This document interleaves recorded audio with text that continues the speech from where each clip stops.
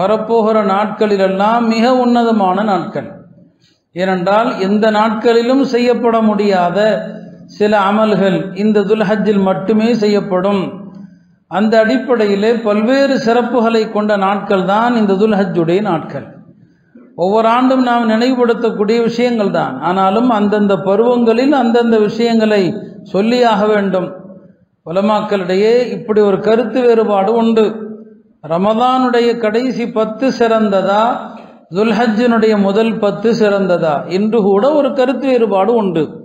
காரணம் என்ன? குர்ஆனிலே அல்லாஹ் ரமதான் மீது சத்தியம் செய்யலை. ரமதான் மாதத்தை பற்றி அல்லாஹ் சொல்றான். ஷஹ்ரு ரமதான் அல்லதி உன்சில ஃபீஹில் குர்ஆன், குர்ஆன் அருளப்பட்ட ரமதான் என்று அந்த மாதத்தை அறிமுகப்படுத்துறான். ஆனால் ரமதான் மீது அல்லாஹ் சத்தியம் செய்யலை.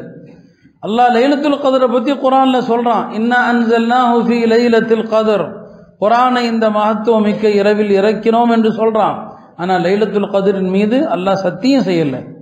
ஆனால் துல்ஹஜ்ஜுடைய 10 நாட்கள் மீது அல்லாஹ் சத்தியம் செய்கிறான்.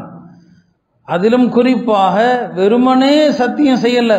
துல்ஹஜ்ஜினுடைய 10 நாள் மீது, குறிப்பாக ஈதுடைய நாள் மீது, ஒற்றைப்படை இரட்டைப்படை நாட்கள் மீது என்றெல்லாம் அல்லாஹ் விலாவரியா சத்தியம் செய்கிறான். ஒல் ஃபஜ்ர், பெரும்பாலான அறிஞர்களுடைய கருத்துப்படி இங்கே அல் ஃபஜ்ர் என்பது கொண்டு முராத் துல்ஹஜ்ஜினுடைய 10ஆம் நாள் ஈதுல் அத்ஹாவுடைய அந்த திருநாள், அந்த நாளுடைய ஃபஜ்ரின் மீது ஆணையாக. ஃபஜ்ருடைய நாள் என்பது பொதுவாக சொல்லப்பட்டாலும் உலமாக்கள் விளக்கம் சொல்லுவாங்க, அது துல்ஹஜ்ஜினுடைய அதிகாலை 10ஆவது நாளுடைய அதிகாலை.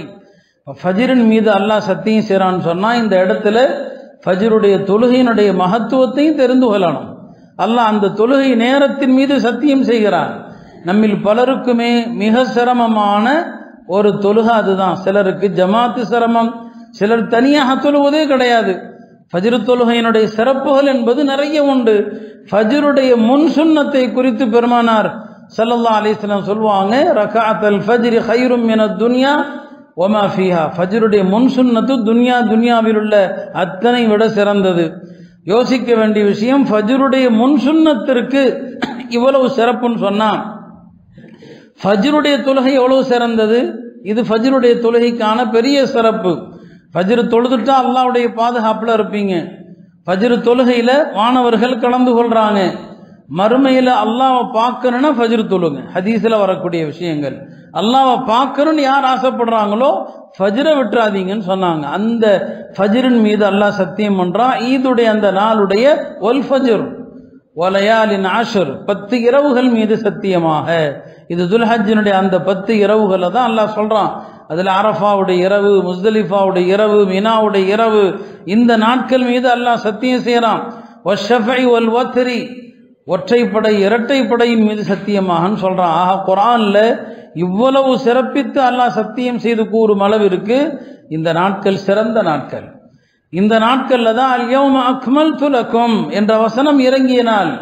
இந்த தீன இஸ்லாம் இறுதியானது, இந்த தீன இஸ்லாம் முழுமை பெற்றது, இதை தவிர எந்த மார்க்கமும் அல்லாஹ்விடம் செல்லாது என்ற வசனம் அருளப்பட்ட நாள் இது. இந்த துல்ஹஜ்ஜுடைய நாட்கள்ல ஒரு நாள் அரஃபாவுடைய நாள். துல்ஹஜ் 9ஆம் நாள் அரஃபா நமக்கெல்லாம் தெரியும். அந்த அரஃபாவிலே ஒரு பள்ளத்தாக்கு இருக்கிறது, வாதி நுஅமான், நுஅமான் பள்ளத்தாக்கு என்று சொல்லுவாங்க. ஹஜ்ரத் இப்னு அப்பாஸ் ரலியல்லாஹு அன்ஹு அவர்கள் சொன்னாங்க, அரஃபாவில் இருக்கின்ற நுஅமான் என்ற அந்த பள்ளத்தாக்கிலே வைத்துத்தான் அல்லாஹ் ஆதம் அலைஹிஸ்ஸலாமுடைய சந்ததிகள் அனைவரிடத்திலும் இந்த வாக்குறுதி வாங்கினான், அலஸ்து பி ரப்பிக்கும், நான் உங்களுடைய இறைவன் இல்லையா என்று அல்லாஹ் எல்லார்ட்டையும் வாக்குறுதி வாங்கினான். நாம் எல்லாம் எங்களுடைய இறைவன் நீதான் சொல்லியிருக்கிறோம், வாக்குறுதி கொடுத்திருக்கிறோம். இந்த வாக்குறுதி நடந்த இடம் அரஃபா, வாக்குறுதி நடந்த காலம் துல்ஹஜ்ஜினுடைய நாள். அப்ப துல்ஹஜ் மாதத்துல அரஃபா மைதானத்துல தான் எல்லா படைப்புகளும் அல்லாஹ்விடத்துல நீ எங்களுடைய ரப்பு என்பதற்கு நாங்கள் சாட்சி சொல்கிறோம் என்று அந்த வாக்குறுதி நடைபெற்றதும் அரஃபாவுடைய நாள், அரஃபாவுடைய மைதானத்தில் நுஅமான் பள்ளத்தாக்கில் இந்த துல்ஹஜ்ல தான் நடந்துச்சு. இப்படி இந்த நாட்களுடைய சிறப்பு என்பது அவ்வளவு அதிகமாக சொல்லப்பட்டிருக்கிறது. அருமையானவர்களே, நான் ஒவ்வொரு வருஷமும் சொல்வதுண்டு, ரமதானுடைய கடைசி 10 விளங்கியது போல துல்ஹஜ்ஜை நாம விளங்கவே இல்லை. ரமதானுடைய கடைசி 10 எவ்வளவோ பரவாயில்லை, இப்போ முன்பை விட நிறைய இத்திகாஃபுடைய அமல் நடக்குது, நிறைய அமல்கள் ஓரளவுக்கு வந்துருச்சு. ஆனா இந்த துல்ஹஜ்ஜுடைய 10 இவ்வளவு சொல்லியும் இன்னைக்கு நிறைய விழிப்புணர்வு ஏற்பட்ட பிறகும் கூட எல்லாருமே ஆட்டு திருவிழா தான். ஊரா போய் ஒரு ஆடு வாங்குறதுக்கு 1000 கிராமத்துக்கு போறது, அதுக்கு கொடுக்குற அந்த பெட்ரோல் காசுக்கு நல்ல ஆட்டை வாங்கிட்டு போயிடலாம். அப்போ ஆடு வாக்குறது ஒரு திருவிழா சடங்காகி அதை காலையில் 4 பேரோட சாயங்காலம் 4 பேரோட ஊரா சுத்துறது. இது என்ன? இது இப்படிதான் அந்த நாட்களை நம்ம வீணாக்குறோமே தவிர நாம அந்த நாட்களுடைய மகத்துவத்தை விளங்கி யாராவது அதிக அமல் செஞ்சிருக்கீங்களா? நான் போன வருஷம் துல்ஹஜ் 10க்குள்ள ஒரு குர்ஆன் முடித்தேன், அப்படி யாரும் இருந்தா பாக்கியமிக்கவர்கள், இருந்தா சந்தோஷம். யாரும் செய்யறதே கிடையாது. இந்த ஆண்டு வருது, இந்த ஆண்டிலாவது உறுதி எடுங்க, இந்த பிறை 1லிருந்து பிறை 10க்குள் இன்ஷா அல்லாஹ் ஒரு குர்ஆனை முடித்து விடுவேன் என்று ஒரு உறுதி எடுங்க. அது அதற்குரிய நாட்கள் தான். அதுல ஒரு அமல் குர்பானி. ஆனா அந்த குர்பானிங்கிற ஒரு அமலுக்காக நாம போடுகிற ஆட்டம் கொஞ்சம் நஞ்சம் அல்ல. அதுல நாம இந்த 10 எல்லா அமலையும் தூக்கி வீசிட்டோம். எந்த அமலுங்க, இன்னும் சொல்ல போனா ஆடு மாடு பராமரிக்கிற, ஆடு மாடை பார்க்கிற சாக்கில் பலருக்கும் இந்த நாட்கள்ல ஃபர்தே தவறி போகுது அல்லது கதாவாகுது. இந்த லட்சணத்துல குர்பானி கொடுக்க தேவையில்லை. குர்பானி பல இமாம்கள்ல ஒரு சாரார் இடத்துல சுன்னத்து, ஹனஃபி மதுஹப்ல வாஜிபு. ஐவேளை தொழுகை எல்லார்ட்டையுமே ஃபர்து. நீங்க ஒரு ஃபர்து அதை விட்டு போட்டு ஒரு வாஜிபுக்காக ஒரு சுன்னத்துக்காக ஊரா போறோங்கிற பேர்ல இந்த நாட்களுடைய அத்தனை மகத்துவத்தையும் சீரழிக்கிறீங்க. இந்த நாட்கள் ஷாயிருல்லா, அல்லாஹ்வுடைய அடையாள சின்னங்கள். இந்த துல்ஹஜ்ஜினுடைய நாட்கள் ஷாயிருல்லா என்று சொல்லப்படும் அல்லாஹ்வுடைய அடையாள சின்னங்கள் இது. எனவே அருமையானவர்களே, ஒவ்வொரு ஆண்டும் வருகிற வாய்ப்பு அல்லாஹ் இந்த ஆண்டும் தந்திருக்கிறான். இல்லையா, போன வருஷம் இருந்த எத்தனையோ பேர் இல்லை, இந்த வருஷம் அவங்களுக்கு இந்த வாய்ப்பு கிடைக்கல. நமக்கு அல்லாஹ் மறுபடியும் ஒரு வாய்ப்பு தந்திருக்கிறான். ஹஜ்ஜுக்கு எல்லாரும் போக முடியாது. ஹஜ்ஜுக்கு செல்லாதவர்களும் இங்க இருந்து கொண்டு இந்த நாட்களுடைய அமல்களை நீங்க பயன்படுத்தினீங்கன்னா ஹாஜிகளுடைய அந்த அமல்களுக்கு ஒப்பான பல விஷயங்களை பெறலாம். அதனால ஆண்கள் பெண்கள் எல்லாருமே இந்த வரக்கூடிய துல்ஹஜ்ஜினுடைய நாட்கள்ல அதிக அமல்களுக்கான திட்டமிடுங்கள். மார்க்கம் அமல்களை வலியுறுத்துது. பெருமானார் ஸல்லல்லாஹு அலைஹி வஸல்லம் அவர்கள் இதை வாசிக்கப்பட்ட ஹதீஸில் அதைத்தான் சொன்னாங்க. அல்லாஹ்வுக்கு வருடத்தின் நாட்கள்ல அமல் செய்ய அல்லாஹ் ரொம்ப விரும்புகிற நாட்கள் இந்த துல்ஹஜ்ஜுடைய நாட்கள் அப்படின்னு சொன்னாங்க. சஹாபாக்கள் கேட்டாங்க, யார சொல்லுதா, அல்லாஹ்வுடைய பாதையில போர் செய்வதை விடவா இந்த நாட்களுடைய அமல் சிறந்தது? ஆமா, அல்லாஹ்வுடைய பாதையில போய் போர் செய்வதை விட இந்த நாட்கள்ல நீங்க சொல்லுகிற தொழுகை, இந்த நாட்கள்ல உங்களுடைய திலாவத்து, இந்த நாட்களுடைய உங்களுடைய திக்ரு அல்லாஹ்ட்ட சிறந்ததுன்னு சொன்னாங்க. இப்படி பெருமானார் ஸல்லல்லாஹு அலைஹி வஸல்லம் அவர்கள் இவ்வளவு அழுத்தமா சொல்றாங்க. நம்ம அதை காது கொடுத்து கேட்க தயாரா இல்லை, அதை செயல்படுத்துவதற்கு தயாராக இல்லை. ஒவ்வொரு ஆண்டும் பார்க்குறோம், எந்த முன்னேற்றமும் இல்லை. இந்த 10 நாள்ல பள்ளியில் அமல்கள் அதிகரிக்குதான்னு சொன்னா இல்லை. அருமையானவர்களே, அந்த ஒரு வாய்ப்பெல்லாம் நமக்கு அழகானது ஒரு வாய்ப்பை தந்திருக்கிறான். எனவே இந்த 10 நாட்களுடைய அமல்களுக்கான முக்கியமான புரோகிராம் செய்யணும். குறிப்பாக இந்த 10 நாட்களுடைய பிரதான அமல் என்ன? தக்பீர். தக்பீர் என்பது 2 வகையான தக்பீர் இருக்கிறது. உலமாக்கள் சொல்லுவாங்க, ஒன்று தக்பீர முத்லக், பொதுவானது, இன்னொன்று முக்கையத், நேரம் நிர்ணயிக்கப்பட்டது. ஒரு தக்பீர் என்ன? அது பிறை அரஃபா 9 அன்னிலிருந்து ஆரம்பிக்குது, 9 ஃபஜ்ர்ல இருந்து ஆரம்பிக்குது, துல்ஹஜ் 13 அசர் வரைக்கும் இருக்குது. அது 5 நேர தொழுகைக்கு பிறகு ஜமாத்தா தொழுதவர்கள், தனியா தொழுதவர்கள், ஆண்கள் பெண்கள் எல்லாரும் சொல்ற தக்பீர். சரி, இந்த தக்பீர் பள்ளிக்கு வர்றோம், கிடைச்சிருது, எல்லாருமே கடைபிடிக்கிறோம். ஆனா துல்ஹஜ் பிறை பறந்ததிலிருந்து 13 வரைக்கும் தக்பீர், பொதுவான தக்பீர் இருக்குது. இந்த தக்பீரை நம்ம யாராவது கடைபிடிக்கிறோமா? இதை பத்தி உலமாக்கள் சொல்லுவாங்க, சுன்னத்துன் மஹஜூரா, கைவிடப்பட்ட சுன்னத்து, கைவிடப்பட்டுடுச்சு, யாருமே செய்யறதில்லை. சஹாபாக்களுடைய பழக்கம் என்ன? துல்ஹஜ் பெற தெரிந்து விட்டால் கடை வீதிக்கு போனால் ஒருத்தர் தக்பீர் ஆரம்பிப்பார், எல்லாரும் சேர்ந்துருவாங்க, தக்பீர் சொல்லுவாங்க, அந்த கடை வீதி அலரும்.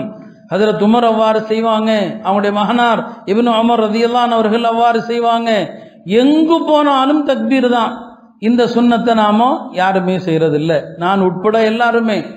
யாராவது ஒருத்தர் இதை கடைபிடிங்க. ஆடுகளை பார்க்க போறீங்க இல்லையா, அங்க தக்பீர் சொல்லணும். குர்பானி பிராணிகளை கண்டா தக்பீர் சொல்லணும். ஹாஜிகள் குர்பானி பிராணிகளை கண்டா தல்பியா சொல்லணும், அவங்களுக்கு லப்பைக். மற்றவர்களுக்கு இந்த பிராணிகளை பார்க்குறீங்க, ஊரில் ஆடுகளை தள்ளிட்டு போகிறாங்க வியாபாரிகள், அந்த ஆடுகளை பார்த்தா அல்லாஹ் அக்பர் அல்லாஹ் அக்பர் தக்பீர் சொல்லணும். இந்த சுன்னத்துகள் நடைமுறையில் யார்கிட்டையுமே இல்லை, ஆலிம்கள்கிட்டையும் இல்லை, பாமரர்கள்ட்டையும் இல்லை. அப்போ விடுபட்ட அமல்கள் இருக்கு இல்லையா, அதை ஒருத்தர் ஹயாத்தாக்குனா அவருக்கு கிடைக்கிற நன்மை 2 வகையான நன்மை இருக்குது.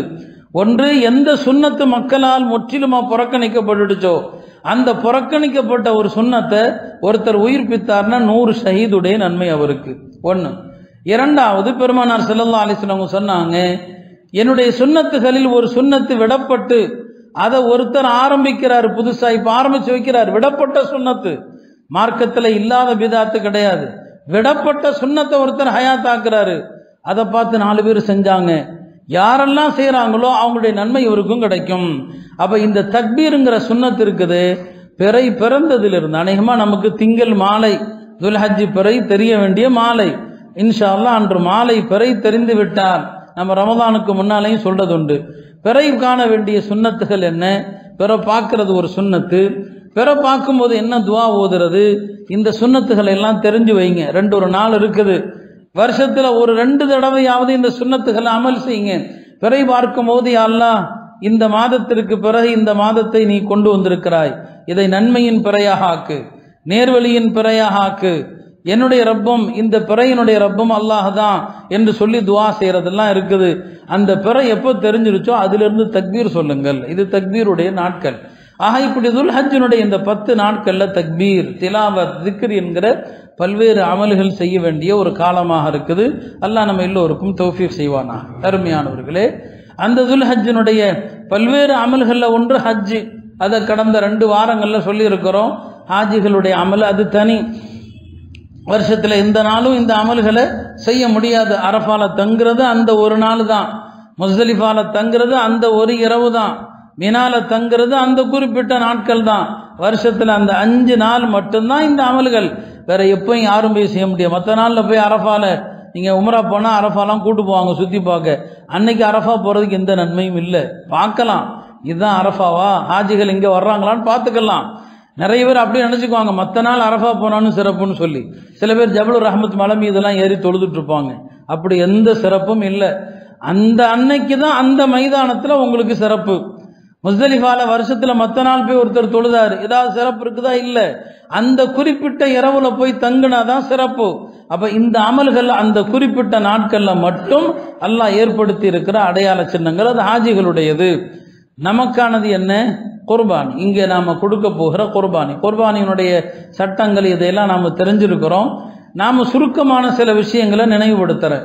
இந்த ஹஜ் ஆகட்டும் குர்பானி ஆகட்டும், ஒரு சின்ன குடும்பம், 3 பேரை கொண்ட ஒரு குடும்பம், அந்த குடும்பத்தினருடைய தியாகம், அர்ப்பணிப்பு, அவங்க தான் இந்த எல்லா வணக்கத்தினுடைய பின்னணியிலையும் ஜொலிக்கிறாங்க இல்லையா? ஒரு வயதான பெரியவர் இப்ராஹிம் அலைஹிஸ்ஸலாம், அவங்களுடைய துணைவியார் ஹாஜர், அவங்களுடைய மகனார் இஸ்மாயில், இந்த 3 பேர் தான். இந்த 3 பேரை கொண்டு உருவான ஒரு நகரம் தான் திருமக்கா இல்லையா? 3 பேர், ஒரு சின்ன குடும்பம். அந்த 3 பேரால் உருவான நகரம் தான் இன்னைக்கு உலகத்துக்கெல்லாம் தாய் நகரம். மக்காவுடைய ஒரு பெயர் என்ன? உம்முல் குரா, நகரங்களுக்கு தாய். அது ஏன் நகரங்களுக்கு அது தாய்? அதற்கு விளக்கம் சொல்லிக்கிட்டே இருக்கலாம். அதான் நகரங்களுக்கெல்லாம் தாய். உலகத்தில் உள்ள எல்லா நகரங்களும் அந்த மக்கா நகரத்தினுடைய குட்டிகள் தான். அதுதான் நகர உம்முல் குரா. அல்லாஹ் அப்படிதான் அழைக்கிறான், லிதுன்திர உம்முல் குரா வமன் ஹவுலஹா. அது உம்முல் குரா. அது இந்த 3 பேருடைய தியாகங்கள், அர்ப்பணிப்பு எவ்வளவு ஆச்சரியம் பாருங்க. அல்லாஹ் ஒருத்தருக்கு கட்டளை இடுவான், மற்றவர்கள் அதுக்கு ஒத்துழைப்பு கொடுப்பாங்க. அல்லாஹ் கட்டளை இடுவான், மற்றவங்க ஒத்துழைப்பாங்க. அல்லாஹ் இப்ராஹிம் அலைஹிஸ்ஸலாமுக்கு தான் கட்டளை இடுறான், மனைவியை கொண்டு போய் மக்கால கொண்டு போய் விடுங்க, கைப்பிள்ளையும் கொண்டு போய் விடுங்க. கட்டளை இப்ராஹிம் அலைஹிஸ்ஸலாமுக்கு வருது. இப்ராஹிம் அலைஹிஸ்ஸலாம் மனைவிட்ட சொன்னாங்களா? இல்ல, நேரா கூட்டிட்டு வர்றாங்க. எந்த பொறுப்புண்டுகளும் இல்லாத ஒரு பள்ளத்தாக்கில் விடுறாங்க. அன்னை ஹாஜர் அவர்கள் ஒரே ஒரு கேள்வி தானே கேட்டாங்க, இது அல்லாஹ்வுடைய கட்டளைன்னு தான் கேட்பாங்க, அவ்வளவுதான். அவங்க சொன்ன வார்த்தை என்ன? இதன் வல்லாஹி லா யுதையுனா, அல்லாஹ்வுடைய கட்டளைன்னா அல்லாஹ் எங்களை வீணாக்க மாட்டான். இதுல நமக்கு படிப்பினை என்ன? அல்லாஹ்வுடைய கட்டளையை நீங்கள் பேணினால் அல்லாஹ் உங்களை கைவிட மாட்டான். அல்லாஹ்வுடைய கட்டளையை பேணினால் அல்லாஹ் கைவிட மாட்டான். இதுதானே இந்த தியாக திருநாள் கற்றுத்தருகிற பாடம் ஹாஜர் சொன்ன அந்த ஒரு வார்த்தை, அல்லாஹ்வுடைய கட்டளையை பேணுங்கள். பாருங்க, நாட்டில் எவ்வளவு பெரிய நெருக்கடிகள் வரப்போகுது. இப்போது மத்திய அரசாங்கம் பொது சிவில் சட்டம் தொடர்பான ஒரு கருத்து கேட்பு ஒன்றை ஆரம்பித்திருக்கிறது. சட்ட வாரியத்தின் மூலமாக ஒரு கருத்து கேட்பு, அது பேருக்கு கூட நடக்கலாம். அவர்கள் நினைத்ததை சாதிக்க தான் போறாங்க. ஒரு நெருக்கடி வருது, கொண்டு வரலாம், அடுத்த சில நாட்கள்ல வரலாம். இதெல்லாம் நமக்கு ஒரு பெரிய அச்சுறுத்தலை தரக்கூடிய விஷயங்கள். காரணம் என்ன? ஹாஜருக்கு என்ன உறுதி இருந்ததோ அல்லாஹின் மீது நமக்கு இல்லை. அல்லாஹ் கைவிட மாட்டான் என்கிற நம்பிக்கை நமக்கு கிடையாது. காரணம் அல்லாஹ்வுடைய கட்டளை நாம பின்பற்றல. இப்போ அந்தம்மா அல்லாஹ் கட்டளை அவங்களுக்கு, அந்தம்மா உறுதியா இருக்கிறாங்க. நீங்க போய்கிட்டே இருங்க, நிக்காதீங்க, திரும்பி பார்க்காதீங்க. அல்லாஹ்வுடைய கட்டளை அவங்களுக்கு வருது, மனைவி ஒத்துழைப்பு கொடுக்கறாங்க. அதே மாதிரிதான் இப்ராஹிம் அலைஹிஸ்ஸலாமுக்கு தான் அல்லாஹ் கனவுல சொல்றான், மகனை அறுத்து பலியிடுங்கள். அவங்களுக்கு தான் கனவுல வருது. இப்ராஹிம் அலைஹிஸ்ஸலாம் அல்லாஹ்வுடைய கட்டளையை நிறைவேற்ற பார்க்கறாங்க. முதல்ல எங்க கொண்டு போய் அறுக்க போறாங்க? இப்ப நாம் எல்லாம் சை செய்கிறோமே, மசா என்று சொல்லுவாங்க, அங்க போய் தான் அறுக்க போறாங்க. ஷைத்தான் குறுக்கிடுகிறான். ஜிப்ரீல் சொன்னாங்க, உங்கள் மகனை அறுக்கிறதுக்கு மினா எடுத்துட்டு போங்க, மினாவுக்கு கூட்டு போங்க அப்படிங்கிறான். மினாவுக்கு அறுக்கிறதுக்காண்டி வரும்போது தான் மகன்கிட்ட கேட்குறாங்க, அராஃபில் மனாம் அன்னி அஸ்பஹுக்க, கனவுல ஒன்று அறுக்கிற மாதிரி கனவு கண்டேன்னு சொல்லி. கனவு கண்டது உத்தரவிடப்பட்டது இப்ராஹிம் அலைஹிஸ்ஸலாமுக்கு. மகன் ஒத்துழைப்பு கொடுக்கிறார். என்ன வார்த்தை சொன்னாரு? இஃப்அல் மா துஅமர், என்ன கட்டளை வந்ததோ அதை செய்யுங்கள். அப்ப அங்க ஒத்துழைப்பு, இங்க கட்டளை இவங்களுக்கு வருது, இவங்க ஒத்துழைப்பு. இதான் ஒரு குடும்பம். மகன் மார்க்கத்தை சொன்னா தந்தை செவிமடுக்கணும், தந்தை மார்க்கத்தை சொன்னா பிள்ளைகள் செவிமடுக்கணும். ஒரு அழகான குடும்பத்துக்கு உதாரணம் அதுதான். கணவர் சொல்றாரு, மனைவி சொல்றாங்க, அப்படியே அல்லாஹ் வீணாக்க மாட்டான். இங்க தந்தை சொல்றாரு, அல்லாஹ் ஒன்னு அறுக்க சொல்றான், அப்படியே இஃபால், உடனே செய்யுங்க. மாத்து உமர், நீங்க நபி, உங்களுக்கு வர்ற கட்டளை இங்க செஞ்சுதான் ஆகணும். ஒரு நல்ல குடும்பத்துக்கு அதான். இங்க அப்படி இல்லை. பையன் சொன்னா எனக்கு தெரியாத மார்க்கமான அத்தை கேட்பார். பெருசா 4 படிச்சுட்டா நீ, உனக்கு தெரியுமா பெருசா அப்படின்னு கேட்பார். அவன் சொல்றது ஒரு ஆலிம்கிட்ட கேட்டு ஒரு நல்ல விஷயத்தை கேட்டு சொல்லலாம். ஆனா இங்க அத்தா பேசுவார், இதெல்லாம் மார்க்கம் கிடையாது, நீ வெளியில இங்க வீட்டுக்குள்ள அதெல்லாம் கொண்டு வராத. வீட்டுக்குள்ள மார்க்கத்தை கொண்டு வராம எதை கொண்டு வர முடியும் இல்லையா? அப்ப தந்தை சொன்னா மகன் மறுக்கிறாரு. இது இல்ல, அந்த குடும்பத்தின் தியாகம் இங்க பார்க்க முடியல. அப்ப இப்ராஹிம் அலைஹிஸ்ஸலாம் வர்றாங்க, மீனாவுக்கு தான் வர்றாங்க. மீனால பெரிய ஷைத்தான் என்று ஜமரத்துல் அகபான்னு சொல்றோமே, அங்க அறுக்க போறாங்க. ஷைத்தான் குறுக்கிடுகிறான், 7 கல் எறிகிறாங்க. ஷைத்தான் அப்படியே மண்ணுக்குள் புதையுண்டு போகிறான். 2வது இடம் உஸ்தால அறுக்க போறாங்க, அங்கேயும் ஷைத்தான் காட்சி அளிக்கிறான், கல்லை தூக்கி போடுறாங்க. ஷைத்தான் அங்கேயும் புதையுண்டு போகிறான். 3வது இடத்துக்கும் அறுக்க வர்றாங்க, அங்கேயும் வர்றான், கல்லை தூக்கி போடுறான், புதையுண்டு போறான். இந்த புதையுண்டு போகிறான் என்ற செய்தி ஹதீஸ்ல வருது, பூமியில புதையுண்டான். இதுல நமக்கு என்ன செய்தி இருக்குது? நீங்க ஷைத்தானை விரட்டுனீங்கன்னு சொன்னா ஷைத்தான் புதையுண்டு போயிடுவான். ஷைத்தானை நீங்க விரட்டுங்க, உங்க சக்தி என்ன அதை கொண்டு விரட்டுங்க. இப்ராஹிம் அலைஹிஸ்ஸலாமுக்கு அன்னைக்கு கிடைச்சது சின்ன கல்லு, அந்த கல்லை தூக்கி தான் எதிர்ப்ப காட்டினாங்க, ஷைத்தான் புதையுண்டு போயிட்டான். ஷைத்தானுடைய சூழ்ச்சி பலவீனமானது. இன்ன கைத ஷைத்தானி கான ضعيفா, ஷைத்தான் போயிட்டான், முற்றிலுமாக ஒளிஞ்சு போயிட்டான். அறுக்க போறாங்க. அங்க மகனுடைய அல்லாஹ்வுக்கு கட்டுப்படுகிற தன்மை, அல்லாஹ்வுக்கு கட்டுப்படுகிற அந்த தியாக உணர்வு தந்தை இடத்துல சொல்றாங்க. என்ன அழகா சொல்றாங்க, என்னை கட்டி வைத்து கொண்டு அருங்க, அப்படியே அறுக்காதீங்க, அப்படியே அறுத்தீங்கன்னா நான் துடிப்பேன், என் ரத்தம் எல்லாம் உங்க மேல தெரிக்கும், அது உங்களுக்கு இரக்கத்தை கொடுக்கும், என்னை கயிறால கட்டுங்கன்னு சொல்றாங்க. மேல வெள்ளை சட்டம் போட்டிருக்கிறாங்க இஸ்மாயில் அலைஹிஸ்ஸலாம். இந்த ஒரு சட்டத்தானே கஃபன் செய்வதற்கும் இருக்குது, வேறு சட்டம் இல்லை. என்னை அறுத்து நான் மூத்தா போயிட்டா என்ன எந்த துணியில கஃபன் பண்ணுவீங்க? அதனால மேல இருக்கிற சட்டை என்ன செஞ்சிருங்க, கலட்டிட்டு என்ன அருங்க. இதெல்லாம் மகன் சொல்றாரு தந்தைக்கு. அல்லாஹ்வுடைய கட்டளையை நிறைவேற்றுவதற்கு ஒரு குடும்பம் மொத்தமா ஒத்துழைப்பு கொடுக்குது, யாருமே தயங்கல்ல. இந்த சட்டையை கழட்டிடுங்க, கழட்டிட்டு அருங்க, அப்பதான் இந்த சட்டையில என்ன கஃபன் செய்யலாம் என்று அல்லாஹ் தஆலா இந்த காட்சிகளை எல்லாம் பார்க்கலாம் இல்லையா? அறுப்பதற்காக கிடத்துறாங்க. ஹதீஸ்ல வருது, முஸ்னத் அஹ்மதுல, அறுப்பதற்கு இப்ராஹிம் அலைஹிஸ்ஸலாம் கழுத்துல அறுக்கிறாங்க. இஸ்மாயில் அலைஹிஸ்ஸலாமுடைய கழுத்துக்கும் கத்திக்கும் நடுவுல ஒரு செம்பு தகடு அறுக்க முடியாது அவ்வளவு சீக்கிரம். இஸ்மாயில் அலைஹிஸ்ஸலாமுடைய கழுத்துக்கும் கத்திக்கும் இடையில ஒரு செம்பு தகடு குறுக்க இருக்குது. இது என்னடா இது? இப்ராஹிம் அலைஹிஸ்ஸலாமுக்கு ஒன்றும் புரியல. அல்லாஹ் அறுக்க சொன்னா, கழுத்துல கத்திய வச்சா கழுத்துக்கும் கத்திக்கும் குறுக்க ஒரு செம்பு தகடு. அப்பதான் அல்லாஹ்வுடைய புறத்திலிருந்து அழைப்பு வருது, நாதைனாஹு யா இப்ராஹீம் கத் சத்தக்த ருயா, இப்ராஹிமே உண்மைப்படுத்தி விட்டீர் உங்களுடைய கனவை, இன்னா கதாலிக நஜ்துல் முஹ்சினீன் சொல்லி அல்லாஹ் அதுக்கப்புறம் ஒரு ஆடு, அந்த ஆடு குறித்து சில செய்திகள் வருது. மக்கா முஸ்தலிஃபாவிலிருந்து ஹாஜிகள் இரவுல அப்படியே நடந்து மினாவுக்கு வருகிற போது, முஸ்தலிஃபாவிலிருந்து மினாவுக்கு வருகிற போது இடது பக்கம் ஒரு மலை, அந்த மலைக்கு சபீர் மலைன்னு சொல்லுவாங்க. அந்த சபீர் மலை இரண்டாக பிளந்தது. அந்த பிளந்த மலையிலிருந்து ஒரு செம்மறி ஆடு, ஒரு நல்ல கொழுத்த ஆடு, நல்ல கொழுத்த ஆடு ஹதீஸ்ல வருது, கொழுத்த ஆடு வந்தது, அந்த ஆட்டை தான் அறுத்தாங்கன்னு சொல்லி. இப்னு அப்பாஸ் ரலியல்லாஹு அன்ஹுடைய ஒரு கருத்து என்னன்னா, இந்த ஆடு இருக்கிறது இஸ்மாயில் அலைஹிஸ்ஸலாமுக்கு பகரமாக இஸ்மாயில் அலைஹிஸ்ஸலாம் கொடுத்த அந்த ஆடு இருக்கிறது, அது அடிப்படையில் ஹாபீலுடைய ஆடு என்று சொல்லப்படுது. ஆதம் அலைஹிஸ்ஸலாமுடைய 2 மகன்களுடைய ஒரு பிரச்சனை, ஒரு சிக்கல். ஆதம் அலைஹிஸ்ஸலாம் சொன்னாங்க, 2 பேரும் அல்லாஹ்வை நெருங்குவதற்காக எதையாவது தர்மம் செய்யுங்க. குர்பான் அப்படின்னாலே அரபி வார்த்தை குர்பான், அது நம்ம குர்பானிங்கிறோம். குர்பான் சொன்னா அல்லாஹ்வுடைய நெருக்கத்திற்காக எதையாவது தர்மம் செய்யறதுக்கு பேர் குர்பான். ஆதம் சொன்னாங்க எதையாவது கொடுங்கப்பான்னு சொல்லி. ஹாபீல் ஆடு மேய்க்கிறவர், தன்னிடம் இருந்த ஆடுகள்ல சிறந்த கொழுத்த ஆட்டை அறுத்தாரு. காபீல் விவசாயி, தான் விவசாயம் செஞ்சதுல மட்டமானதை அல்லாஹ்வுக்காண்டி தர்மம் செஞ்சாரு. அந்த காலத்துல ஒரு விஷயத்தை அல்லாஹ் ஏத்துக்கிட்டான்னு சொன்னா அந்த விஷயத்தை நெருப்பு அப்படியே சாப்பிட்டுரும்.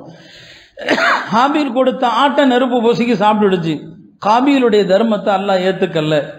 சொன்னாங்க இப்னு அப்பாஸ் அவர்கள், அந்த ஹாபீல் கொடுத்த அந்த ஆடு அது சொர்க்கத்தில் மேய்ந்து கொண்டிருந்தது. இப்ராஹிம் அலைஹிஸ்ஸலாம் மகனை அறுப்பதற்கு தயாரான போது அந்த சொர்க்கத்திலிருந்து கொண்டு வரப்பட்ட ஆட்டை இப்ராஹிம் அலைஹிஸ்ஸலாம் அறுத்ததாக ஹஜ்ரத் இப்னு அப்பாஸ் ரலியல்லாஹு அன்ஹு அவர்கள் சொன்னாங்க. அருமையானவர்களே, எவ்வளவு பெரிய ஒரு தியாக உணர்வு!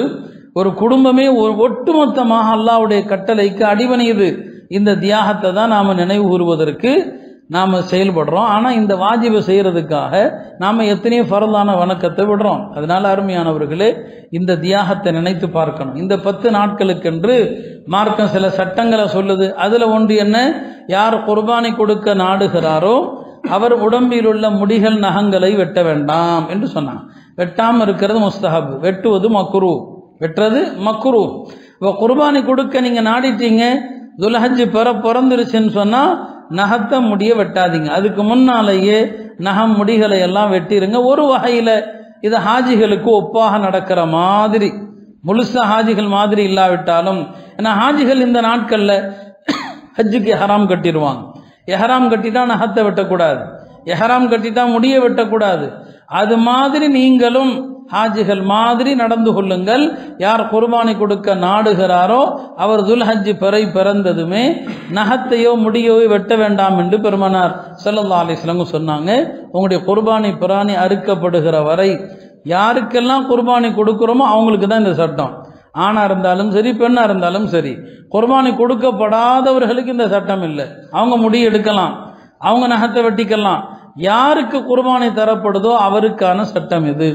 குர்பானி என்பது யாருக்கு பொருள் வசதி இருக்குதோ, ஜக்காத்து கொடுக்கிற தகுதியில யாரெல்லாம் இருக்கிறாங்களோ அவங்க தமக்காக குர்பானி கொடுக்கணும். நபி ஸல்லல்லாஹு அலைஹி வஸல்லம் சொன்னாங்க, மன் வஜத ஸஅத்தன் வலம் யுதாஹி, யாரிடம் குர்பானி கொடுப்பதற்கான வசதி இருந்து கொடுக்கவில்லையோ ஃபலா யக்ருபன்ன முஸல்லானா, அவர் பள்ளியாசலுக்கு வர வேணான்ட்டாங்க. குர்பானி கொடுக்கிற வசதி இருந்தா பொதுவாக மற்ற பாவத்தை குறித்து என்னங்க சொல்லுவாங்க, ஒரு கடமையை விட்டா அவனுக்கு நரகம் இருக்குது, ஒரு கடமையை விட்டா அவன் மீது அல்லாஹ் கோவப்படுவான் அப்படின்னு சொன்னா பரவாயில்லை. இது வித்தியாசமான ஹதீஸ். இது வசதி இருந்து குர்பானி கொடுக்கலாம், அவன் பள்ளியாசலுக்கு வர வேணான்ட்டாங்க. இதை விட கடுமையா சொல்ல விடுமே, யோசிச்சு பாருங்க. பொதுவாக தொழுகை விட்டா என்ன ஹதீஸ்ல என்ன வரும், நரகம் வரும், கடுமையான நரகத்தின் வேதனை வரும், ஒருத்தன் வட்டி வாங்கினா இன்ன தண்டனைன்னு வரும். ஆனா இந்த விஷயத்தை என்ன சொல்றாங்க பாருங்க, யார் குர்பானி கொடுக்கல நம்ம பள்ளியாசலுக்கு வர வேண்டாம். இது ஹஜ்ஜு விஷயத்துல, ஹஜ்ஜு தொடர்பான விஷயத்துல மட்டும்தான் பெருமானார் இந்த வார்த்தையை பயன்படுத்துறாங்க. இதே வார்த்தையை ஹஜ்ஜுக்கும் சொல்லுவாங்க. வசதி இருந்து ஹஜ்ஜு செய்யலைன்னா அவன் யூதனா மூத்தா போகட்டும், அவன் கிறிஸ்தவனா மூத்தா போகட்டும். இந்த கடுமையை இங்க மட்டும்தான் காட்டுறாங்க. என்ன காரணம், இது இஸ்லாத்தின் தனி அடையாள சின்னங்கள். எனவே குர்பானி கொடுக்கிற வசதி இருந்து நீ குர்பானி கொடுக்கலையா பள்ளிவாசலுக்கு வராதுன்னு சொல்லிட்டாங்க. அருமையானவர்களே, எனவே குர்பானி மனமு வந்து கொடுங்கள்னு சொன்னாங்க. குர்பானி மனமும் வந்து கொடுங்க. சஹாபாக்கள் கேட்டாங்க, மஹாதிஹில் அல்லாஹி யா ரசூலல்லாஹ், நாங்கள் கொடுக்குற இந்த குர்பானி பிராணிகள் அதனுடைய தத்துவம் என்னன்னு கேட்டாங்க. அதனுடைய தாற்பயம் என்ன? பெருமானார் சொன்னாங்க, தாற்பயம் ஒன்றுமில்லை, சுன்னத்து அபீக்கும் இப்ராஹிம், உங்களுடைய தந்தை இப்ராஹிம் அலைஹிஸ்ஸலாமுடைய வழிமுறை, அதை நீங்கள் பின்பற்றுகிறீர்கள், அவ்வளவுதான். இது மார்க்கத்தில் நமது முன்னோர்களான அவர்களை பின்பற்றுகிறோம், அவங்க வழிமுறை, அவ்வளவுதான். இப்போ எங்களுக்கு இதில் என்ன நன்மை உண்டுன்னு கேட்டாங்க. சொன்னாங்க, பி குல்லி ஷாரத்தின் ஹசனா, ஒவ்வொரு முடிக்கும் நன்மை, செம்மறியாடா இருந்தால் அதனுடைய ஒவ்வொரு ரோமத்திற்கும் நன்மை என்பதாக சொன்னாங்க. அந்த அடிப்படையில் இந்த குர்பானி பிராணியை நீங்கள் அறுக்குகிற போது அதனுடைய தோலாக இருக்கட்டும், கொம்பாக இருக்கட்டும், கால் குழம்பா இருக்கட்டும், எல்லாவற்றுக்கும் நன்மை உண்டுன்னு சொன்னாங்க. நல்ல கொளுத்த கொம்புள்ள செம்மறியாடு அதான் பெருமானார் விரும்பி கொடுத்தாங்க. ஒவ்வொரு ஆண்டும் அவங்க குர்பானி கொடுப்பாங்க. ஹதீஸில் அவங்க வாங்கிய அந்த செம்மறி ஆட்டை பற்றியும் வருது. நல்ல கொளுத்த செம்மறி ஆடு, வெள்ளை நிற ஆடு, அதுவும் கருப்பு கலந்த வெள்ளை நிற ஆடு, இதான் பெருமானார் விரும்பி இருக்கிறாங்க. செம்மறி ஆட்டிலையும் கூட கருப்பு கலந்தது, நம்மில் சிலர் அதை கூட வெறுக்கலாம். அவங்க கருப்பு கலந்த அந்த வெள்ளையான செம்மறி ஆடு, அதைத்தான் நபி ஸல்லல்லாஹு அலைஹி வஸல்லம் கொடுத்துருக்கிறாங்க. சில நேரங்களில் ஆண்மை நீக்கம் செய்யப்பட்ட ஆட்டை கொடுத்துருக்குறாங்க, சில நேரங்களில் ஆண்மை நீக்கம் செய்யப்படாததையும் கொடுத்துருக்குறாங்க. ரெண்டுமே ஹதீஸில் வருது. நல்ல கொளுத்ததை வாங்குமாறு தான் சொன்னாங்க, நல்ல கொளுத்ததை வாங்கி கொடுங்கன்னு சொன்னாங்க. இப்ராஹிம் அலைஹிஸ்ஸலாமுக்கு அல்லாஹ் இறக்கி ஆடு கொளுத்தது. எதை கொடுக்கக்கூடாதுன்னு சொன்னாங்க? குருட்டு ஆடுகளை, குருட்டு பிராணிகளை கொடுக்கக்கூடாதுன்னு சொன்னாங்க. நோய் உள்ளதை கொடுக்கக்கூடாதுன்னு சொன்னாங்க. நொண்டியா உள்ளதை கொடுக்கக்கூடாதுன்னு சொன்னாங்க. மஜ்ஜை தெரிகிற அளவுக்கு மெலிந்ததை கொடுக்கக்கூடாதுன்னு சொன்னாங்க. இப்போ அதனுடைய குறைகள் எல்லாவற்றையும் ஒரு பயானில் சொல்ல முடியாது, கடந்த ஆண்டுகளிலும் சொல்லியிருக்கிறோம். மொத்தத்தில் நல்ல ஆடாக ஹதீஸில் வருது, ஹைருல்லயா லஹாயா அல் கபுஷுல் அக்ரன், உலஹியா பிராணிகளில் சிறந்தது கொளுத்த செம்மறி ஆடு. நல்ல கொளுத்த செம்மறி ஆடு வாங்குங்க. இதுக்கு ரொம்ப போட்டு பேரம் பேசிட்டு நிற்காதீங்க. அல்லாவுக்காக கொடுக்கறது, நீங்கள் காசு அதிகமாக கொடுத்துட்டா கூட நல்லா தெரிஞ்சுக்குங்க, அதுக்கு நன்மை, அது வீண் கிடையாது. உலகத்து பொருளை வாங்கல. இதில் என்ன கொடுமைனா, இவர் வாங்கினதை விட ஒருத்தர் 100 ரூபா குறைய கொடுத்து வாங்கியிருப்பார். அவன் பெருசாக சொல்லிட்டு இருப்பான். இவருக்கு அன்னைக்கு பூரா தூக்கம் வராது. ஆஹா, நம்ம ஏமாந்துட்டோம், போச்சு, நம்ம காசு போயிடுச்சு. இந்த பெருமைகள் தயவு செய்து வேண்டாம். யார் எவ்வளவு கொடுத்து வாங்குறீங்களோ ஒவ்வொரு பைசாவுக்கும் அல்லாட்ட நன்மை இருக்குது. இது எல்லாமே திருப்பி அப்படியே வரும் உங்களுக்கு பல மடங்கா. அந்த எண்ணத்தில் வாங்க, ஏமாறாதீங்க. நடுத்தரமான என்ன ரேட்டோ அதை முடிச்சுட்டு போயிருங்க. அதுக்காண்டி நான் எவ்வளோ கொடுத்து வாங்கினேன், அவ்வளோ கொடுத்து வாங்கினேன், கூட கொடுத்து ஒரு 500 ரூபா கூட கொடுத்து வாங்கியிருப்பார். அவர் நிம்மதியாக அதில் தொலைஞ்சு போயிடுது. ஆஹா, நம்ம ஏமாந்துட்டோமே, தேவையில்லை. இந்த மாதிரி பெருமைகள் வேண்டாம். யார் கூட கொடுத்து வாங்கினீங்களோ அவங்களுக்கு கூட நன்மை, யார் கம்மியாக கொடுத்து வாங்கினீங்களோ கம்மியான நன்மை, அவ்வளோதான். இது எல்லாம் ஒவ்வொரு பைசாவும் அல்லாவுடைய பேங்க்ல இருக்குதுங்க. இது ஏன் இதுக்கு போய் இந்த கணக்கு போடணும் தேவையில்லாம? அதனால அதிகப்படியான தேவைக்கு அதிகமான பேரங்கள் வேண்டாம். நல்ல கொளுத்ததாக அல்லாஹ்வும் அவனுடைய தூதரும் எதை விரும்புகிறாங்களோ அந்த மாதிரி பிராணியாக கொடுங்க. சிறந்தது ஆடு தான், மாட்டை விட ஆடு தான் சிறந்தது. ஒரு காலத்தில் நம்மவர்கள் நிறைய ஆடு தான் கொடுத்தாங்க. இப்பப்போ எல்லாருமே சௌகரியம், எல்லாருமே கொஞ்சம் கஷ்டப்படுறதை விரும்பாம நிறைய மாட்டுக்கு கூட்டு குர்பானிக்கு சேர்றாங்க. கூடும், அது வேறு விஷயம். ஆனால் சிறந்தது ஆடு தான், ஞாபகம் வச்சுக்கோங்க. ரசூல் ஸல்லல்லாஹு கொடுத்தது ஆடு தான். அடுத்து அப்படி ஒருவேளை நீங்கள் கொடுக்குறதா ஒட்டகம் தான் கொடுக்கணும். ஆடு ஒட்டகம் தான் குர்பானியில் சிறந்த இடம். இந்த 2 தான், மாடு கிடையாது. அடுத்த தரம் தான் அது. அதனால நம்ம பகுதியில் சிறந்தது என்பது ஆடு தான். எனவே ஆடு கொடுங்க, வசதி உள்ளவங்க ஆடு கொடுங்க. சில நிர்பந்தங்களுக்காக 7 பேர் சேர்ந்து ஒரு மாடு கொடுக்கலாம், ஒட்டகம் கொடுக்கலாம் என்று மார்க்கம் சொல்லியிருக்கே தவிர அசல் சிறந்தது என்பது நல்ல கொளுத்த ஒரு ஆட்டை கொடுக்கறதா சிறந்தது. கடமையானவர்கள் தங்கள் பேர்ல தான் கொடுக்கணும். இறந்து போனவர்கள் பேர்ல கொடுத்துக்கிட்டே வர்றோம்னா அது நீங்க தனியா ஒரு வாங்கி கொடுங்க, அவங்களுக்கு நன்மை சேரும். உங்க பேர்ல நீங்க சம்பாதிக்கிறீங்க, நீங்க ஜகாத் கொடுக்குறீங்கன்னா உங்களுக்கு அதான். பெருமானார் ஸல்லல்லாஹு அலைஹி வஸல்லம் அவர்கள் குர்பானி பிராணியை தானே அறுப்பாங்க. அதை கடத்தி இன்னி வஜ்ஜஹது வஜ்ஹிய லில்லதி ஃபதரஸ் ஸமாவாதி வல் அர்த ஹனீஃபன் வமா அன மினல் முஷ்ரிகீன் இன்ன ஸலாத்தி வ நுஸுகி வ மஹ்யாய வ மமாத்தி லில்லாஹி ரப்பில் ஆலமீன் லா ஷரீக லஹு வ பிதாலிக உமிர்து வ அன அவ்வலுல் முஸ்லிமீன். இதை ஓதிட்டு சொல்லுவாங்க, அல்லாஹும்ம லக வ மின்க, யா அல்லாஹ் இது உனக்காக கொடுக்கிறேன். வ மின்க, இந்த செல்வம் உன்னால் கிடைத்ததுதான். லக வ மின்க அன் முஹம்மத், இது முஹம்மதாக எனக்காக கொடுக்கிறேன். பெருமானார் தாம் பேரை சொல்றாங்க, அன் முஹம்மதின் கொடுக்க சொல்றாங்க. இன்னும் சில அறிவிப்புகளில் வரும், இது முஹம்மதுக்காக அவருடைய குடும்பத்தினருக்காகனு கொடுப்பாங்க. நீங்க உங்களுக்காக கொடுக்குறீங்கன்னு சொன்னா உங்க பெயரை சொல்லி ஹாதா அன்னி, அல்லாஹ் இது எனக்காக நான் கொடுக்குறேன். அப்புறம் உங்க இறந்து போன யாருக்கு நீங்க கொடுக்குறீங்களோ, அல்லாஹ் இது என் தந்தைக்காக கொடுக்குறேன், என் தாய்க்காக கொடுக்குறேன், அது நீங்க யாருக்கு வேணாலும் செய்யலாம். கடமையான உங்களுடைய கடமையை முதல்ல நிறைவேற்றுங்க. ஆக அந்த அடிப்படையில் பெருமானார் சொன்னது போல ஃபதீபு பிஹா நஃப்ஸன், மனமு வந்து குர்பானி கொடுங்கள். அழகான வார்த்தை, மனமு வந்து கொடுங்கள்.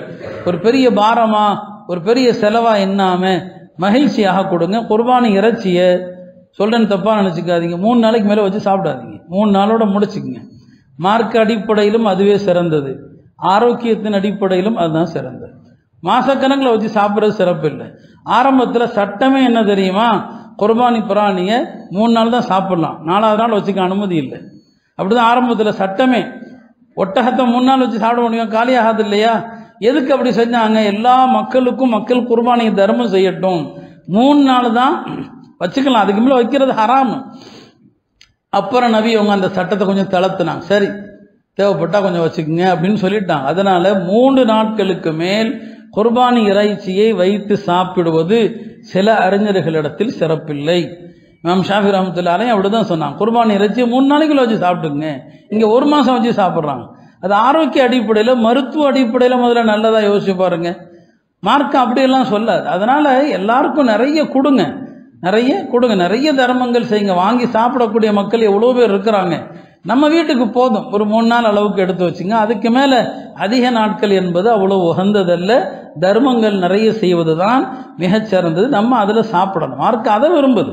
சாப்பிடாம எல்லாத்தையும் கொடுத்துறாத. அதை பெருமானார் ஸல்லல்லாஹு அலைஹி வஸல்லம் அவங்க குறிப்பாக சாப்பிட சொன்னாங்க. இன்னும் சொல்ல போனா அந்த நாட்களுக்கு அல்லாஹ்வுடைய தூதர் வச்ச பேரை என்னங்க, ஐயாமு அக்லின் வ ஷுர்பின்.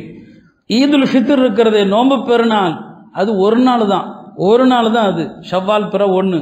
அடுத்த நாளே நோன்பு வைக்கலாம், 6 நோன்பு வைக்கலாம், அது ஒரே நாள் தான். அது இந்த பெருநாள் இருக்குல்ல, 4 நாள், பிறை 10, 11, 12, 13. நபி ஸல்லல்லாஹு அலைஹி வஸல்லம் சொல்லுவாங்க, ஹாதா ஈதுனா ஈது அஹ்லில் இஸ்லாம், இது முஸ்லிம்களாகிய நமக்கான ஈது. ஐயாமு அக்லின் வ ஷுர்பின், இது உண்பதற்கும் பருவதற்கும் உரிய நாள்.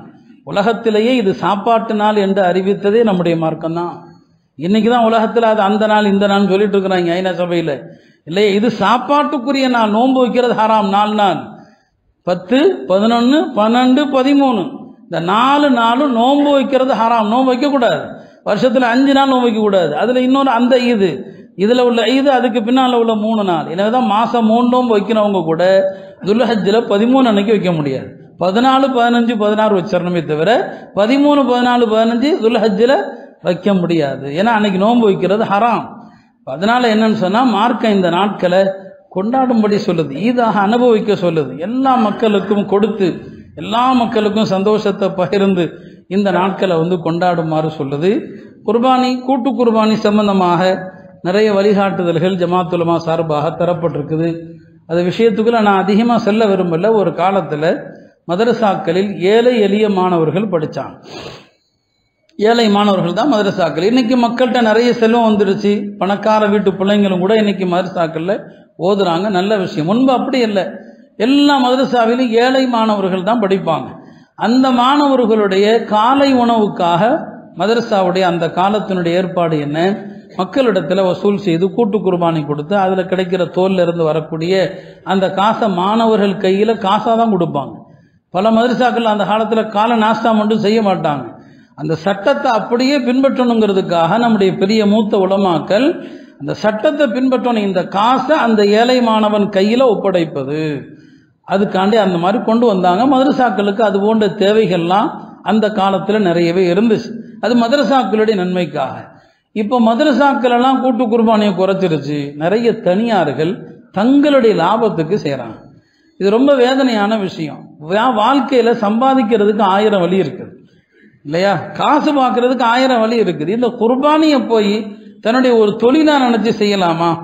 அதுல நிறைய சட்ட பிரச்சனைகள்லாம் இருக்குதான் செய்யுது. இப்போ அதை எனக்கு விளக்குவதற்கு அவகாசம் இல்லை. எனவே கூட்டு குர்பானி செய்பவர்கள் அல்லாஹ்வை பயந்து மார்க்க சட்டங்களை பேணி மக்களுக்காக நீங்கள் வாதா கொடுத்து வாக்குறுதி கொடுத்து நீங்கள் அறுக்கக்கூடிய மாடு அதனுடைய சட்டங்கள் மார்க்கத்திற்கு உட்பட்டவையா என்கிற விஷயத்தில் அல்லாஹ்வை அஞ்சு கொள்ளுங்கள். இல்லைன்னா இது பெரிய அமானிதம். இதில் ஒரு மாட்டினுடைய குர்பானி செல்லாமல் போய்விட்டால் கூட அதில் பங்கு சேர்ந்த அத்தனை பேருடைய பாவங்களும் உங்கள் கழுத்தில் தான். நாளைக்கு நீங்கள் தான் அதை சுமக்கணும்.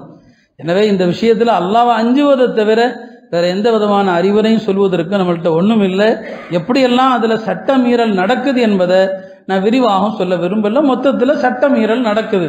இதை ஒரு வியாபாரமாக ஒரு தொழிலாக ஆளாளுக்கு செய்கிறாங்க. சட்டம் தெரியாதவங்க பண்ணுறாங்க. கூட்டு குர்பானியில் எது கவனிக்கப்படணும், என்னென்ன அம்சங்கள் பேணப்படணும், அதெல்லாம் இன்னைக்கு நடக்குதானா? இல்லை. முதல்ல ஒரு ரேட்டை ஃபிக்ஸ் பண்ணுறதே கிடையாது இல்லையா? இவங்க கூட்டு குர்பானி கொடுக்க போகிறாங்க, என்ன செய்கிறாங்க, ஒரு பங்கு 3800 4000 முடிவு பண்ணுறாங்க. வாங்குகிற மாடு எல்லாமே ஒரே விலையிலே வாங்கப்படுது. ஒவ்வொரு மாட்டுக்கு ஒவ்வொரு விலை. இவ்வளோதான் எந்த ரேட்டை ஃபிக்ஸ் பண்ணுறதே முதல்ல சட்டப்படி பார்த்தா கூடாது. அதனால் குறைஞ்சபட்சம் உலமாக்கள் இடத்துல கேட்டு சரியான முறையில் நிறைவேற்ற பாருங்க. மார்க்கம் அறிந்த உலமாக்கள் யாராவது வழிகாட்டுதலாக இருந்து கூட்டு குர்பானி செஞ்சால் அதில் சேருங்க. மார்க்கம் தெரியாதவர்கள் கூட்டு குர்பானி செஞ்சால் அதில் சேராதீங்க. உங்களுடைய குர்பானி நிறைவேறுகிற விஷயத்தில் உங்களுக்கு தான் அக்கறை வேண்டும். எல்லாம் அல்ல அல்லாஹ் நம்முடைய இந்த வரக்கூடிய துல்ஹஜ் நாட்களுடைய புனிதமான அமல்கள் செய்வதற்கு அல்லாஹ் தௌஃபீக் செய்வானாக. ஹஜ்ஜுக்கு செல்வோருடைய எல்லா ஹஜ்ஜையும் அமல்களையும் இலகுவாக்குவானாக. நம்முடைய குர்பானியையும் அல்லாஹ் ஏற்று. ஸலாத்து வஸ்ஸலாமு அலா சய்யிதினா ரசூலில்லாஹ் வ அலா ஆலிஹி வ ஸஹ்பிஹி வ மன் வலாஹ். அம்மா பஅத். அன்பான அல்லாஹ்வின் நல்லடியார்களே, அல்லாஹுடைய பேரருளால் புனிதமான துல்ஹிஜ்ஜாவுடைய நாட்களை எதிர்கொள்ளவிருக்கிறோம். ஹஜ்ஜுடைய நாட்கள், குர்பானியுடைய நாட்கள், இன்ன பிற அமல்களுடைய நாட்களாக இருக்கிறது. இந்த துல்ஹஜ் 10 நாம் கடைபிடிக்க வேண்டிய சில அமல்கள் குறித்து நினைவுபடுத்த விரும்புகிறேன். இந்த துல்ஹஜ் பிறையில் 9வது நாள், அதாவது அரஃபாவுடைய நாளை பொறுத்தவரை அன்றைக்கு நோன்பு வைப்பது ஒரு வலியுறுத்தப்பட்ட சுன்னத். அது குறித்து பல ஹதீஸுகள் வந்திருக்கிறது. நபி ஸல்லல்லாஹு அலைஹி வஸல்லம் அவர்கள் சொன்னார்கள், அரஃபாவுடைய நாள் நோன்பு வைப்பதனால் கடந்த ஆண்டின் பாவம், வரக்கூடிய ஆண்டினுடைய பாவம், 2 ஆண்டுகளுடைய பாவங்கள் மன்னிக்கப்படுவதை நான் ஆதரவு வைக்கிறேன்னு சொன்னான். அப்போ 2 வருஷ பாவங்கள் மன்னிக்கப்படுது. மற்றொரு ஹதீஸிலே அரஃபாவுடைய நாளில் நோன்பு வைப்பது 1000 நாட்கள் நோன்பு வைப்பதற்கு நிகரானது என்று ஒரு ஹதீஸிலே பைஹகியிலே வருகிறது. அரஃபாவுடைய நாள் நோன்பு வைப்பது 1000 நாட்களுடைய நோன்புக்கு நிகரானது என்று வருகிறது. எனவே எல்லோருமே துல்ஹஜ் 9 அரஃபாவுடைய நாள் நோன்பு நோக்க வேண்டும். நமக்கு அரஃபா என்பது நம்முடைய பகுதியிலே பிறை தெரிந்து பிறை 9 என்றைக்கோ அன்றைக்குத்தான் அரஃபா. மக்காவிலே ஹாஜிகள் ஒரு நாளைக்கு முன்னால் அரஃபாவில் தங்கி முடிப்பாங்க. அந்த கணக்கு நமக்கு வராது. ஹஜ்ரத் மஸ்ரூக் என்ற பெரிய தாபியி அவர்கள் அன்னை ஆயிஷா ரலியல்லாஹு அன்ஹாவிடத்தில் போனாங்க. அன்னைக்கு மதீனாவுடைய பிறை கணக்குப்படி அரஃபாவுடைய நாள். இப்போ அன்னை ஆயிஷா அவர்கள் தன்னுடைய பணியாளர்கிட்ட சொன்னாங்க, மஸ்ரூக்குக்கு தேன் புகட்டுங்கள் என்று. தேன் புகட்டுங்கள் என்பதாக. அப்போ அவர் அதாவது மஸ்ரூக் அவர்கள் அன்னை ஆயிஷா அவர்கள் வீட்டுக்கு வந்தபோது எனக்கு ஏதாவது குடிக்க கொடுங்கள் என்பதாக சொன்னார். அன்னை ஆயிஷா அவர்கள் அவருக்கு தேன் கொடுங்கள் என்று சொல்லிவிட்டு அவர்கிட்ட கேட்டாங்க, என்ன மஸ்ரூக், இன்னைக்கு நோன்பு வைக்கலையா நீங்கள் அப்படின்னு கேட்டான். இன்னைக்கு அரஃபாவுடைய நாள் ஆச்சு, நோன்பு இல்லையான்னு சொல்லி. அவர் சொன்னார், இல்லை நான் நோன்பு வைக்கல. ஏன்னா இன்னைக்கு ஈதுடைய நாளாக இருக்குமோ, ஒரு நாள் முன்னால் தெரிஞ்சிருந்தா 10 இல்லையா, இப்போ ஈதுல் அல்ஹாவாக இருக்குமோ நான் பயப்படுறேன்னு சொன்னாங்க. அப்போ ஹஜ்ரத் ஆயிஷா சொன்னாங்க, உம்முடைய இந்த கருத்து தவறானது. அரஃபா என்பது என்றைக்கு நமது பகுதியினுடைய இமாம் அரஃபாவாக கணிக்கிறாரோ அன்றைக்கு அரஃபா. நமது பகுதியினுடைய இமாம் என்றைக்கு ஈதுடைய நாளாக சொல்கிறாரோ அன்றைக்கு ஈதுடைய நாள். அந்த வகையில் இந்த விஷயத்தில் நாம் குழம்பக்கூடாது. நம் பகுதியில் பிறை தென்பட்டதிலிருந்து 9ஆம் நாள் நமக்கு அரஃபா. அந்த அன்னைக்கு நோன்பு வைக்கணும். எனவே குழப்பங்களை தவிர்த்து விட்டு அந்த நாளுடைய நோன்பை கடைபிடிக்கவும். மேலும் அரஃபாவுடைய அந்த நாளில் தன்னுடைய செவிகளையும் தன்னுடைய நாவையும் மற்ற எல்லா உறுப்புகளையும் பேணினால் அவருடைய பாவங்கள் மன்னிக்கப்படுவதாக வருது. இது அரஃபாவுடைய நாள் பற்றியது. இது அல்லாமல் பிறை 1லிருந்தே அமல்கள் செய்ய நாம் முயற்சி செய்யணும். ஏன்னா துல்ஹஜ்ஜினுடைய அந்த ஆரம்ப நாட்கள் ஹதீஸில் ரொம்ப சிறப்பித்து கூறப்பட்டிருக்குது. நபி ஸல்லல்லாஹு அலைஹி வஸல்லம் அவர்கள் சொல்லுவாங்க, இந்த 10 நாட்களில் செய்யப்படுகிற அமல்கள் அல்லாஹ்விடத்தில் விருப்பமாக இருப்பதை போல் வேறு எந்த நாளுடைய அமலும் கிடையாதுன்னு சொல்லுவாங்க. அந்த அளவுக்கு இந்த நாட்கள் ரொம்ப சிறந்த நாளாக கருதப்படுது. இது அஃதலு ஐயாமித் துன்யா, உலகத்தின் நாட்களிலெல்லாம் சிறந்த நாட்கள் என்று பெருமானார் ஸல்லல்லாஹு அலைஹி வஸல்லம் அவர்கள் சொல்லுவாங்க. இந்த நாட்களில் அதிகமாக தஸ்பீஹ் செய்யுங்கள், சுப்ஹானல்லாஹ் சொல்லுங்க, அல்ஹம்துலில்லாஹ் சொல்லுங்க, லா இலாஹ இல்லல்லாஹ் சொல்லுங்க, அல்லாஹு அக்பர் சொல்லுங்க என்பதாக சொன்னாங்க. மேலும் இந்த துல்ஹஜ் 10 நாட்களில் ஒரு நாள் நோன்பு வைப்பது ஒரு வருட நோன்புக்கு நிகரானது. இந்த நாட்களுடைய இரவில் நின்று தஹஜ்ஜுத் தொழுவது லைலத்துல் கத்ருடைய இரவில் தஹஜ்ஜுத் தொழுத நன்மை என்று திருமதியிலே ஹதீஸ் வருகிறது. பாருங்கள், இந்த 10 நாட்கள் இந்த துல்ஹஜ் 9 வரைக்கும் பிறை 1லிருந்து நீங்கள் நோன்பு வச்சிங்கன்னா ஒவ்வொரு நோன்புக்கும் ஒரு வருஷ நோன்புடைய நன்மை. இரவில் தஹஜ்ஜுத் தொழுதா லைலத்துல் கத்ரில் நின்று வணங்கிய நன்மை, இப்படி ஹதீஸிலே வருகிறது. அந்த வகையில் இந்த நாட்களுடைய அந்த நோன்பையும் கடைபிடியுங்கள். அனஸ் ரலியல்லாஹு அன்ஹு அவர்கள் சொன்னாங்க, இவ்வாறு சொல்லப்பட்டு வந்தது, இந்த துல்ஹஜ்ஜினுடைய ஒவ்வொரு நாளும் 1000 நாளுக்கு சமமானது, அரஃபாவுடைய நாள் 10,000 நாளுக்கு சமமானது என்று நாங்கள் பேசி வந்தோம் என்று ஹஜ்ரத் அனஸ் ரலியல்லாஹு அன்ஹு அவர்கள் சொல்கிறாங்க. எனவே அருமையானவர்களே, இந்த அற்புதமான நாட்களுடைய நன்மைகளை தவறவிட வேண்டாம். துல்ஹஜ் 1லிருந்து நோன்பு வைங்க, ஆரம்ப நாட்கள். அந்த 8 வரைக்கும் நோன்பு நோற்பது நஃபிலான நோன்பாக கருதப்படும். துல்ஹஜ் 9 அரஃபாவுடைய நாள், அன்றைக்கு நோன்பு வைப்பது சுன்னத்து முஅக்கதா, வலியுறுத்தப்பட்ட சுன்னத்தாக இருக்கிறது. எனவே இந்த நாட்களுடைய நோன்புகளை தவறவிடாமல் இதர அமல்களையும் கடைபிடித்து அல்லாஹ்வுடைய பொருத்தத்தை பெற முயற்சிப்போமாக. வஆகிரு தஅவானா அல்ஹம்துலில்லாஹி ரப்பில் ஆலமீன்.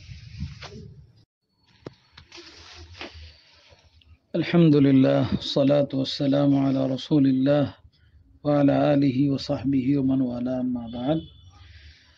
ஒரு சகோதரர் பல கேள்விகள் கேட்டிருக்கிறார். அது மொத்தத்தில் 2 கேள்விகள் என்று புரிந்து கொள்ளலாம்.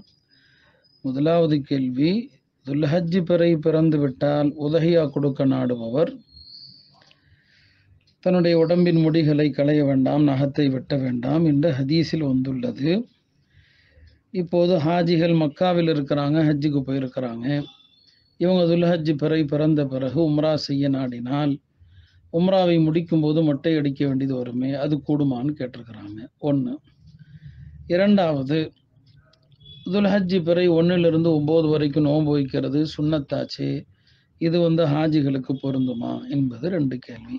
இந்த கேள்விகளுக்கு நான் பதில் சொல்றதுக்கு முன்னால ஒரு விஷயத்தை நான் விளக்கி கொள்றேன். பொதுவாக நமது ஊரில் இந்த ஹஜ்ஜு பெருநாள் நேரத்தில் நாம் கொடுக்குற குர்பானி இதை உலஹியான்னு சொல்லுவாங்க. இந்த உலஹியா ஹனஃபி மதுஹபில் வாஜிபு, மற்ற மதுஹபில் சுன்னத். இது உலஹியான்னு இதற்கு பெயர். ஹஜ்ஜில் போய் ஹாஜிகள் கொடுக்குறாங்களே, அது உலஹியா கிடையாது. இது ரொம்ப பேர் விளங்குறதே இல்லை. அது உலஹியா இல்லை.